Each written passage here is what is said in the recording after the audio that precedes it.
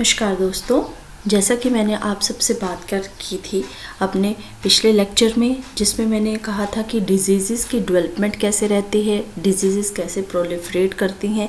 अब मैं बात करूंगी डिजीज़ की जो वेजिटेबल क्रॉप्स में है और वो प्रोटेक्टेड कल्टीवेशन के अंदर उनकी मैनेजमेंट हम कैसे कर सकते हैं।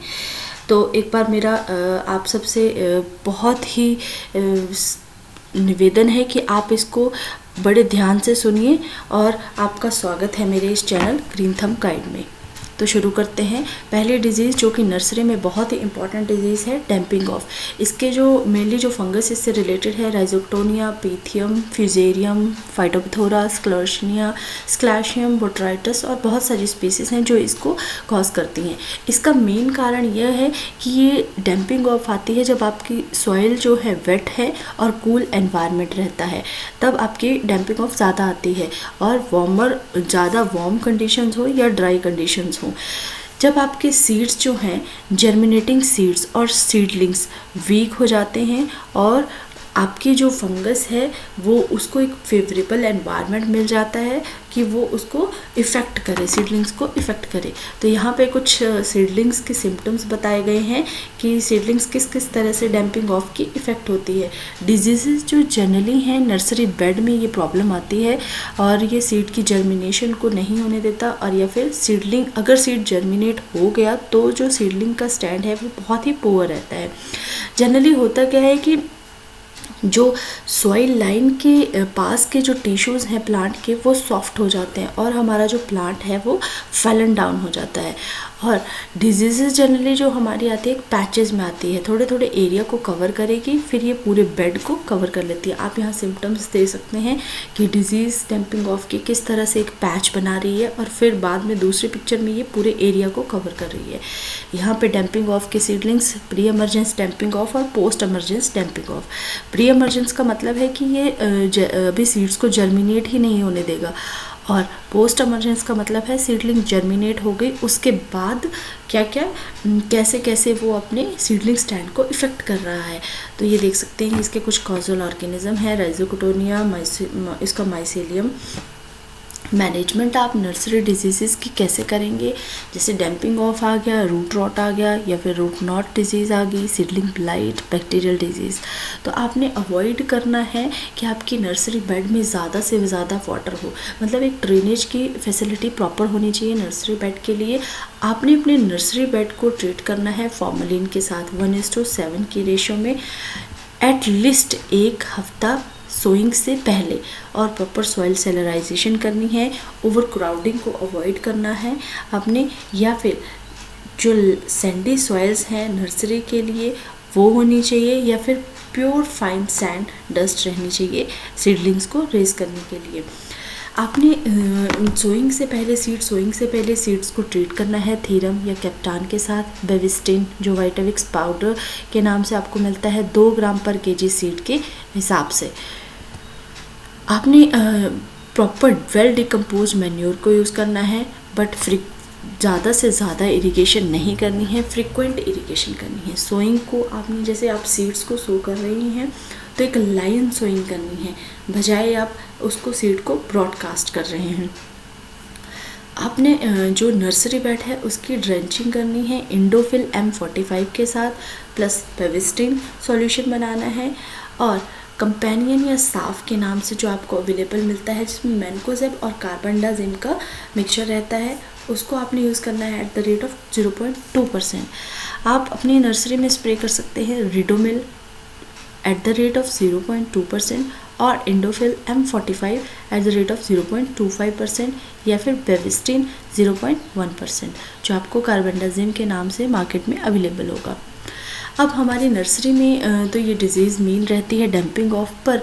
हमारे जब ट्रांसप्लांटिंग के बाद मेन क्रॉप में क्या क्या इफ़ेक्ट्स रहते हैं, जैसे अर्ली ब्लाइट रहता है, bacterial wilt, Septoria leaf spot, fusarium wilt, powdery mildew और बकाई रॉट। 1 बाय 1 मैं सारे डिजीज़ को आपको बताऊंगी कि कैसे डेवलप हो रही हैं। कैप्सिकम में powdery mildew, phytophthora fruit rot, bacterial wilt, anthracnose fruit rot और स्टेम रॉट। कुकुम्बर में आपकी 2 मेजर डिजीज़ हैं, पाउडरी मिल्ड्यू और डाउनी मिल्ड्यू। यहाँ पे आप डिजीज़ के एक हेल्दी क्रॉप को देख रही हैं। बैक्टीरियल विल्ट, बैक्टीरियल विल्ट की जो जनरली 2 होस्ट हैं, टोमेटो और कैप्सिकम, और बैक्टीरियल विल्ट का जो मेन काजल ऑर्गेनिज्म है दैट इज रॉल्स्टोनिया सोलेनासीरम। आपके जो प्लांट्स के सिम्टम्स होंगे, विल्टिंग आएगी। सबसे पहले प्लांट आपका विल्ट होगा जब शुरू में ही जो आपकी यंगेस्ट लीव्स होंगी, ज़्यादा टेम्परेचर होने के कारण आपका प्लांट विल्ट कर जाएगा। धीरे धीरे क्या होगा कि आपके जो पूरा का पूरा एरिया ही ये कवर कर लेगा। मान लीजिए आप शाम को देख रहे हैं कि आपका एक प्लांट विल्ट से अफेक्टेड है, तो मॉर्निंग तक इतना हो सकता है कि पूरे के पूरे प्लांट्स आपके विल्ट से इफेक्ट हो जाए। ये सब होता है जब टेम्परेचर आपका कूल हो तब, और मतलब कि ये ज़्यादा से ज़्यादा ये प्रॉब्लम आती है मिड हिल कंडीशंस में। इसमें क्या होगा कि जो आपके स्टेम है उसके रूट्स और उसका जो लोअर पोर्शन है उसमें ब्राउनिंग आ जाएगी, उसका वेस्कुलर सिस्टम चोक हो जाएगा। ये बहुत सारे कॉजल ऑर्गेनिज्म की वजह से, इस ऑर्गेनिज्म की वजह से जो रूट्स हैं वो प्रॉपर इन्वेड नहीं रहेंगी, उनमें इन्फेक्शन आ जाएगा। और डिजीज्ड स्टेम जो हैं, जब आप उनको कट करके देखेंगे, एक स्मॉल कंटेनर में पानी लेंगे तो आपको एक येलोइश बैक्टीरियल ऊज से पता चल जाएगा, जिससे आप अपनी इस डिजीज़ को आइडेंटिफाई कर सकते हैं। क्योंकि जनरली होता क्या है कि बैक्टीरियल विल्ट और फिजेरियन विल्ट दोनों में आपको एक डिफरेंस करना आना चाहिए कि कैसे आप बताएंगे कि ये बैक्टीरियल विल्ट है। अगर आपको बैक्टीरियल विल्ट का पता नहीं लग रहा है तो आप डिजीज स्टेम को लेके जाइए, उसको कट करिए वर्टिकली और उसको पानी में प्लेस कर दीजिए कंटेनर में। आप देखेंगे कि एक येलोइश बैक्टीरियल ऊज, ये है बैक्टीरियल विल्ट के सिम्टम इनिशियल स्टेजेस में। ये आप ऊज दे सकते हैं, बैक्टीरियल ऊज। ये कॉलोनीज़ हैं रॉल्स्टोनिया की, जो कॉजल ऑर्गेनिज्म है। ये वेस्कुलर टिश्यूज़ को ही चोक कर देगा। इसकी मैनेजमेंट है, आप रेजिस्टेंट वेराइटीज़ को डेवलप करिए या फिर डिजीज़ फ्री सीड्स को लीजिए, सॉइल की प्रॉपर सोलराइजेशन कीजिए, प्लांट्स को जनरली रेस्ड बेड पे रेज करिए, या सीड की ट्रीटमेंट हॉट वाटर के साथ करिए एटलीस्ट 50 डिग्री सेल्सियस के लिए और 25 मिनट्स। क्रॉप रोटेशन जो है एक बहुत इंपॉर्टेंट रोल प्ले करता है, जिसमें आप नॉन सोलेनेशियस क्रॉप्स को ले सकते हैं।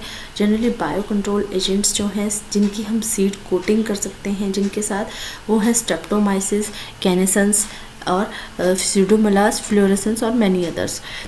केमिकल कंट्रोल जो है आपकी स्ट्रेप्टोसाइक्लिन, क्योंकि बैक्टीरिया है तो बैक्टीरिया को आप कंट्रोल करेंगे streptocycline at the rate of 200 ppm। और आपको फॉर्मेलिन यूज़ करना है 10 लीटर वाटर में सॉइल सोलराइजेशन के लिए। सेकेंड आपकी इंपॉर्टेंट डिजीज़ आती है अर्ली ब्लाइट, जो कि अल्टरनेरिया सोलेनाई है। मेनली इसका होस्ट टोमेटो रहता है। यंग लीव्स पे आप देख सकते हैं ब्राउन कलर के स्पॉट्स हैं, और ओल्डर फोलिएज पे ये कंसेंट्रिक स्पॉट बना देता है रिंग में, और जो स्टेम है उसमें भी इलिप्टिकल स्टेम लीजन्स जैसे बन जाएंगे और धीरे धीरे ये पूरे एरिया को कवर कर लेगा। इसका जो मेन कॉजल ऑर्गेनिज्म है उसके कोनिडिया आप देख सकते हैं किस तरह के कोनिडियल स्ट्रक्चर हैं अल्टरनेरिया सोलेनाई के, और ये फ्रूट्स पे किस तरह से इफेक्ट करता है, लीव्स पे और इलिप्टिकल स्टेम पे।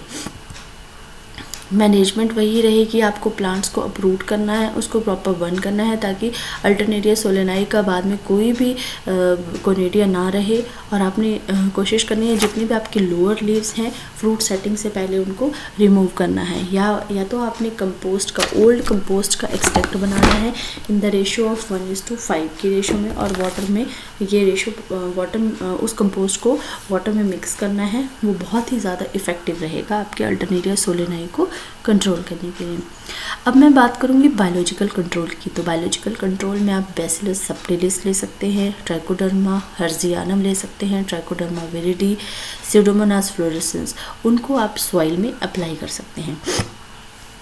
अब केमिकल कंट्रोल, जब आप कल्चरल प्रैक्टिसेस और बायोलॉजिकल कंट्रोल की तरफ चाहेंगे, वैसे आपको ज़रूरत नहीं पड़ेगी आप केमिकली इसको कंट्रोल करें, बट फिर भी अगर आपकी डिजीज़ कंट्रोल नहीं हो रही है तो आप थीरम 3 ग्राम पर केजी के हिसाब से ले सकते हैं।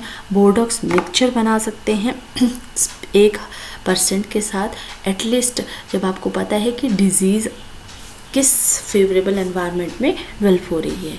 और एंडोफिल Z78 जो जीनब के नाम से अवेलेबल होता है, स्कोर 0.5% के नाम से 0.5% जो कि आपको डाइफोनोकोनाजोल के नाम से अवेलेबल होगा। एंडोफिल M45 यूज़ कर सकते हैं या फिर आप ब्लाइटेक्स यूज़ कर सकते हैं। अब फ्यूजेरियम विल्ड, टोमेटो और कैप्सिकम जनरली इसके होस्ट रहते हैं और फ्यूजेरियम ऑक्सियोस्पोरम फोमा स्पीशीज लाइकोपर्सिकी इसका ऑर्गेनिज्म है, मेन काउजल ऑर्गेनिज्म है। इनिशियली जो रहता है कि जो इन्फेक्टिव प्लांट्स हैं उनकी वेन क्लियरिंग हो जाती है और येलो लग जाते हैं प्लांट्स जो आपका है, या लीव्स हैं वो ड्रूप डाउन लग जाएंगे होने और ड्राई हो जाएंगे। जब आप सॉइल लाइन से उसको कट करके देखेंगे, उसके स्टेम लाइन को कट करके देखेंगे तो आप देखेंगे ब्राउन कलर के वेस्कुलर टिश्यूज़ हैं, बट कोई ऊज आउट नहीं हो रही है। ऊज अगर नहीं है तो दैट मीन्स वो फ्यूजेरियम के वजह से हो रहा है। डार्क स्पॉट्स रूट्स पे देख सकते हैं और आप अपनी स्टेम और लीव्स पे देख सकते हैं फ्यूजेरियम का अटैक। ये पिक्चर आपको शो कर रही है कि किस तरह से फ्यूजेरियम जो है इन्फेक्ट करता है अपने क्रॉप्स को।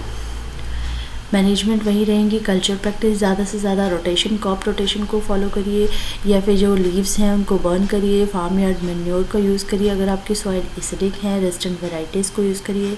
बायोलॉजिकल कंट्रोल भी वही हैं आपके, ट्राइकोडर्मा स्पीशीज़ को या स्यूडोमोनास स्पीशीज़ को यूज़ करिए सॉइल एप्लीकेशन।